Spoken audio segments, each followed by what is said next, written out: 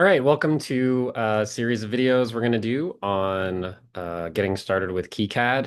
Our first step is just to install the software and get a little bit oriented. So I'm just going to go to Google, type in KiCAD download, and you will see we get a link.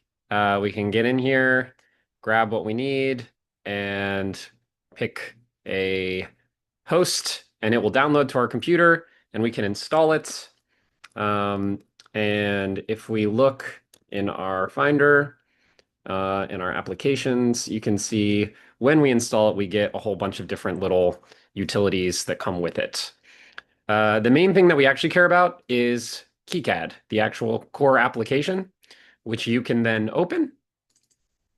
And here we see I actually already have it open. Um, but you will be greeted with this main screen.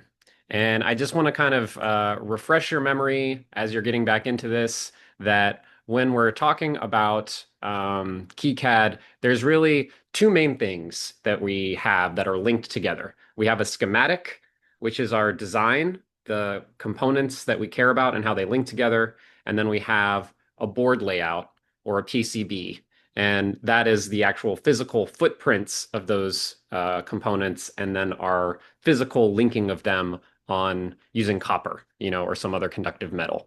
So when we look back at sort of this slide, we saw these big through-hole components like resistors that you're probably familiar with and buttons, right? And these are exactly the same as these tiny little packages, right? They're the same value, they have the same specs, it's the same function, but they look completely different. So in our schematic, we might have one resistor, but we need it to potentially have very different footprints because it could look like this, it could look like this, it could look like this really tiny one. And so we always need a symbol for our resistor, and then we need a footprint. And similarly, actually, multiple of these kinds of components might be in the same type of little package if they all have 3 pins. That's very common. So even though something might look like this, it could be 100 different components that all have different functions. So we actually independently do our symbols and our footprints, which is just what it is, and then the package that it's in that we're going to use, right? The other thing I want to remind you of right up front is that these are the common package sizes, and we always are using the imperial. And can be very confusing because, we have 0402 and 0402, and these represent mils and millimeters, right? But so like when we are actually going to drop in a part, we'll typically talk about 0603 and 0402 parts usually, maybe a little bit bigger too. 1206 is the biggest. These are the four sizes we'll actually use. And we're always talking in imperial. And so you want to make sure that you know that when we're looking at our footprints for specific surface mount parts, SMD parts, surface mount device parts. Okay, so with that kind of in mind, right, when we want to build out a schematic, the first thing that we care about are the symbols we have available, right? And we can actually click the symbol editor and see all of the things that are preloaded for us. And if we want like a resistor, we can just type in resistor, and it's going to pull up R here, which looks like a little resistor at a 45-degree angle. And you can actually see we have a bunch of different um, symbols that represent a resistor. And you could pick any one of them and drop it into your thing. And likewise, you can find almost any part you might want. So if you look at the parts that are on an Arduino, one of the main microcontrollers is going to be an AT Mega, for example. And now we can find all these parts in here too. So our symbol library lets us look at these parts. We can actually make a new part if we wanted to, with a new name. And then we can drop in pins. And every pin, we tell it something about what that pin does. So it can actually check, whether we've connected it properly and how that's going. It'll be able to tell us what we do and whether that's right. So this might be pin input, and it might be pin number 1, and we can drop it in somewhere. right? And we can start to actually build out a device just like what we saw for these other ones. So this symbol editor lets us look at all of the symbols and modify them. And like I said, right, when we look at a particular one, we can go up here in the symbol editor and look at its properties, and we can see this one has a couple different packages that it comes with by default. And it has a filter in order to pull out any footprints in our footprint library that are appropriate for the actual package. So this one gives us information about exactly which footprint it has because we've defined a footprint for it and linked it here. Something like our resistor, if we go back to our resistor and we look at its properties, we can see it is going to filter for footprints that have been labeled with some sort of resistor designator, but we don't have any footprint linked. We don't know what it is because it could be so many different packages that this resistor comes in.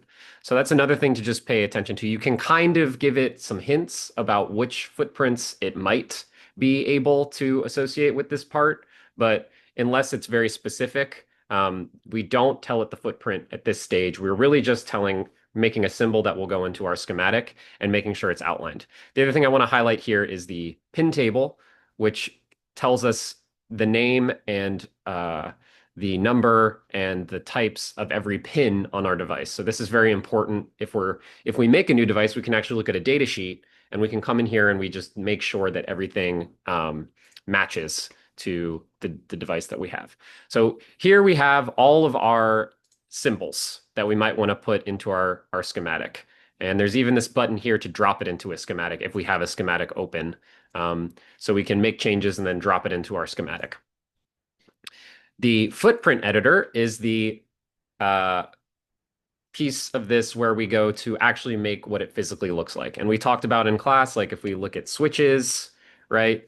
There are going to be a bunch of different designs for switches. Almost all of these might drop into one single switch symbol, right? We can have a single simple symbol for a switch, but it's going to map to all these different switches. And you can again look at the properties dialog here, where we can see things about uh, especially the 3D model. So if you make your own, you can come in here and drop in like a step file, and you can see this 3D model of the switch. So that's a certain type of switch. Here's another type of switch. If we look at our settings, we can see it also comes with a nice little 3D model of this switch, right? All of these are switches. So which one we drop in to map to our switch will depend on which one we actually physically have on hand. And this is the tool where you can do the same thing as the symbol editor, right? You can draw the footprint that you would want.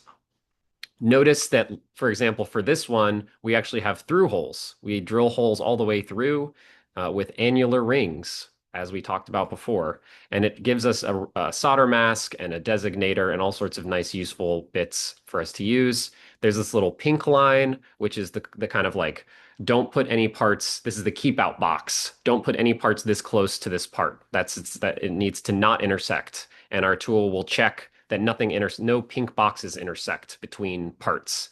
So we get all these different layers that we can see have been designed for this that map to our PCB layers, right? So the main ones here again are the silkscreen layer, right? So that's what's actually going to be drawn on the board to help us know that this is the switch that we designed to put there.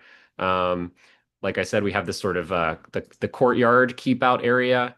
And then we actually have the holes, which presumably, I guess the holes will definitely go through the entire board. Whether these are on the front or back, I feel like these should be interesting question as to sort of where these pop up. So we can see, okay, so these are both on the front and back layers, right? And the way I know that is because we are dimming any layer that's not selected. And you see this is both on the front and back layer. And that's just because we've designed it to be like a via, right? So it just sort of sits there indefinitely and is treated slightly differently than the copper on the front and back. But we can know that it's on the front and back because um, we have this ability to look at the different layers and select them and see what's on each layer, right? So these kind of annular ring holes are going to go all the way through. Okay, so we have our symbol editor, we have our footprint editor.